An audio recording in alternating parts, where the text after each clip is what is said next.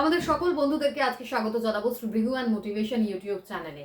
আজকের অনুষ্ঠান আপনাদের কাছে জানাতে চলেছে এমন কিছু ইনফরমেশন যেটা জানার অপেক্ষাতে প্রত্যেকে রয়েছেন, এবং তাদের সেই প্রশ্নের উত্তর দেওয়ার জন্যই কিন্তু প্রোগ্রামে আজকে আমরা যে সিলেকশনটা করেছি সেই টপিকটা খুব খুব ইম্পর্টেন্ট তাদের জন্য, যারা এই আজকের যে টপিক যার মানে এটার সাথে যারা জানেন যে হ্যাঁ এটা আপনাদের জন্য রয়েছে বা এই আওতায় আপনারা রয়েছেন, তাদের জন্য তো ডেফিনেটলি এটা জানার প্রয়োজন।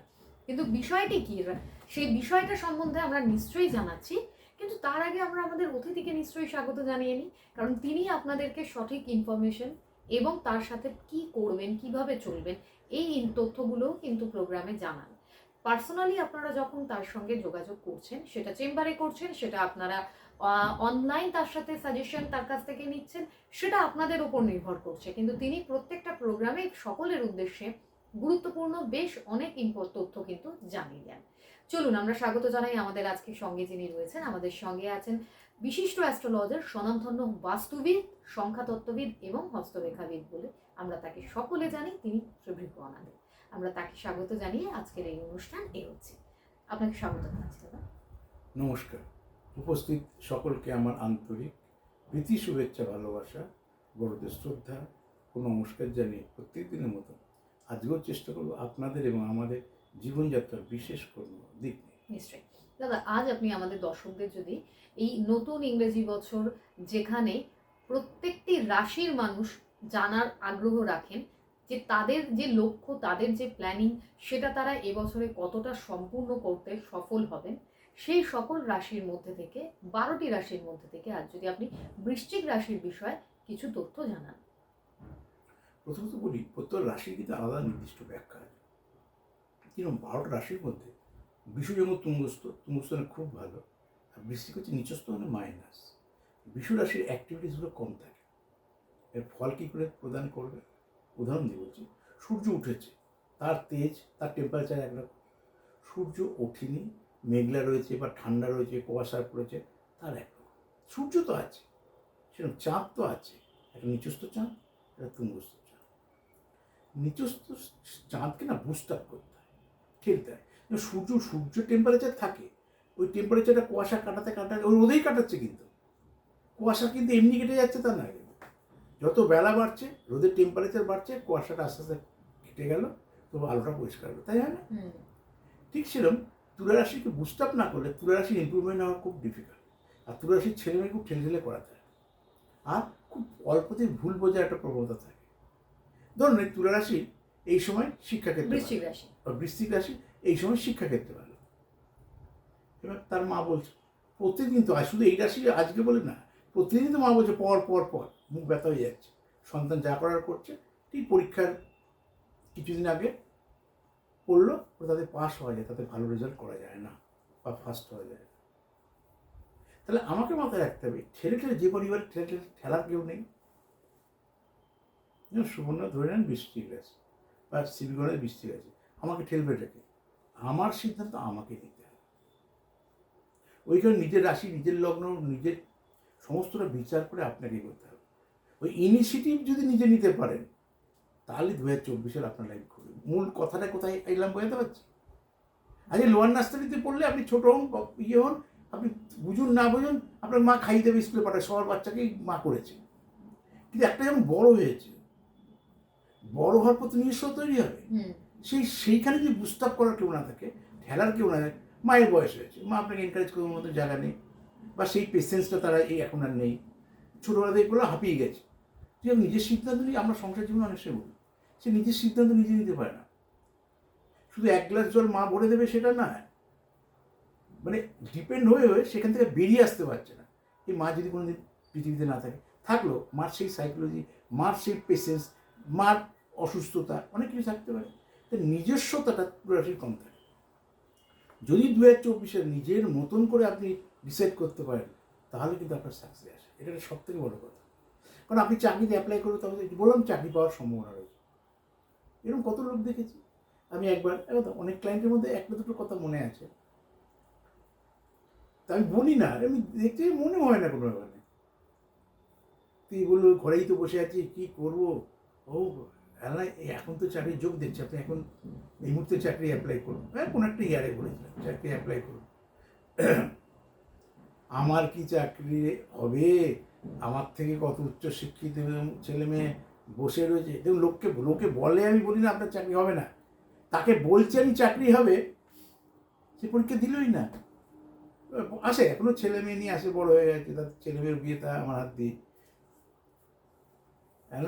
আমি বলি কি ম্যাডাম চাকরি করে হতো কিনা জানি না, কিন্তু আপনি যদি ভেবে নেন, ধরুন বাচ্চা যদি বলে পড়বো বাবা, পাস করবো কিনা সন্দেহ আছে, আমি কি পাস করবো?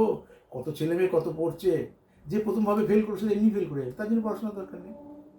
তো কিছু কিছু রাশি লোক না আত্মবিশ্বাসের অভাব থাকে, অনেক যোগ্যতা, অনেক ট্যালেন্ট, অনেক দেখতে সুন্দর, যে ডিপ্রেশন আগে আসে।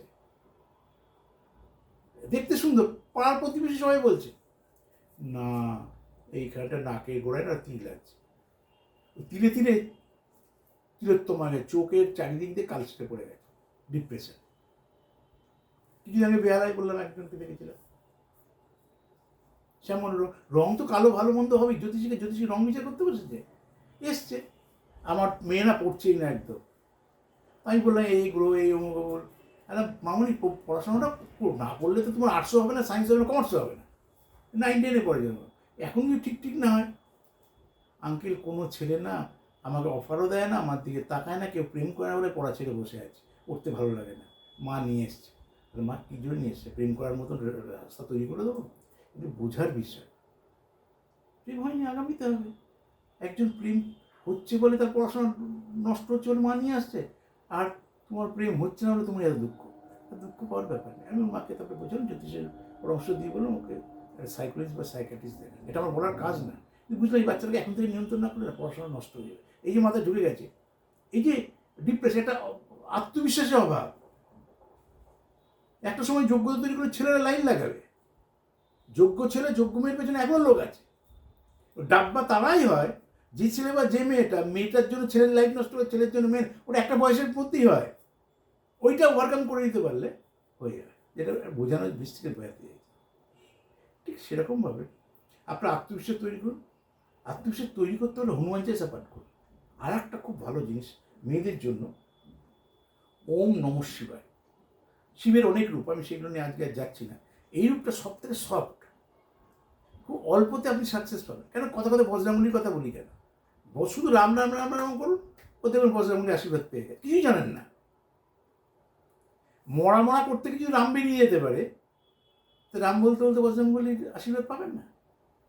পৃথিবীর কোনো একটা প্রান্ত থেকে আমার গুরুর নাম করছে রাম রাম রাম, চাই তো সে কী প্রবলেমে আছে, রাম আসবেন না আপনার জন্য কোনোদিন। নারায়ণ মনে করলে পৃথিবীতে আবার ও দেহ ধারণ করে আসবে, আপনার জন্য রাম আসবে না, থাকলে বজরঙ্গলি আসবে, যিনি আছেন ফিজিক্যালি। এক সাধনা করে আসতে পারে আর নামে আসতে পারে। কলিকালে যেটা সহজ, নামই শেষ কথা কলিকালে বলা আছে। চলছেন ফিরছেন, খাচ্ছেন দাচ্ছেন, ঘুরছেন ফিরছেন, মনে করবেন আমি কি করে নাম করবো, আমার তো সময়, কোথায় সময়? চলছেন ফিরছেন, খাচ্ছেন বকছেন, সারাদিনই তো বক বক করছেন।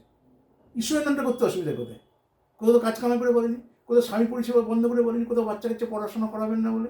আমরা উল্টো পথ খুঁজি ডিউ টু বৃশ্চিক রাশি, বোঝানোর জন্য বলছি কথা বলছে। তাই যদি সে যদি একটু ইনিশিয়েটিভ নিতে পারে, বৃশ্চিক রাশি অনেক বেশি স্কোপ এই 2024 সালে আর। সেই লটারি প্রাপ্তি ক্ষেত্রে হোক, শিক্ষাক্ষেত্রে হোক, চাকরি ক্ষেত্রে হোক, সেই আমার মতো দেখবেন সেই ভদ্রমহিলার মধ্যে যদি আপনি চাকরি অ্যাপ্লাই করলেনই না, চাকরি পাবেন কী করে? অংশবন্ধু, আপনি পরীক্ষায় বসলেনই না, তার পাশ পেলে উঠে করতে হবে। সেই জায়গায় আপনি বৃশ্চিক বুঝে গেলেন, আপনার বাবা মাকে বলবেন সেইভাবে যেন আপনাকে একটু এনকারেজ করে। আপনি নিজেরটা বোঝা যায় না যে কোন জায়গাটা আমার মাইনাস। আপনি হনুমান চালিসা রোজ পাঠ করুন 12 বার করে, আর ওম নমঃ শিবায় জপটা মিনিমাম 108 বার 3 বার করুন। চলাফেরাই করবেন, দাঁড়িয়ে আসনে বসে ওরকম কিছু করতে হবে না, আপনি সাধনা করছেন না, করুন। তাতে কি মন সংযোগটা আপনার আস্তে আস্তে বাড়বে, ফোকাসটা ক্লিয়ার থাকবে, যে জায়গাটা মাইন্ড সেটটা এলোমেলো আছে। বৃশ্চিকের জন্য 2024 সালে তো ভালো আছে। দর্শক বন্ধুরা, এই জায়গা থেকে নিজের সম্বন্ধে ভালো থেকে মানে খুবই ভালোভাবে যদি আরো সুন্দরভাবে ইনফরমেশন পাওয়ার ইচ্ছা থাকে, আপনি নিজের চেষ্টায়, এই যে কথাটা আজকে প্রোগ্রামে বৃশ্চিক রাশির সম্বন্ধে শুনলাম, যে নিজেকে চেষ্টা করে নিজের পরিশ্রম বুদ্ধি উদ্যোগ সব দিয়ে নিজের জন্য কিছু করতে হবে। তবে এই কথাটা কিন্তু সবার জন্যই সমভাবে প্রযোজ্য। যে আমরা আমাদের ভালো যদি চাই তাহলে আমাদের নিজেদের জন্য কিছু কাজ করা প্রয়োজন, আর তার জন্য আমাদের দরকার গাইড এবং তার গাইডলাইন।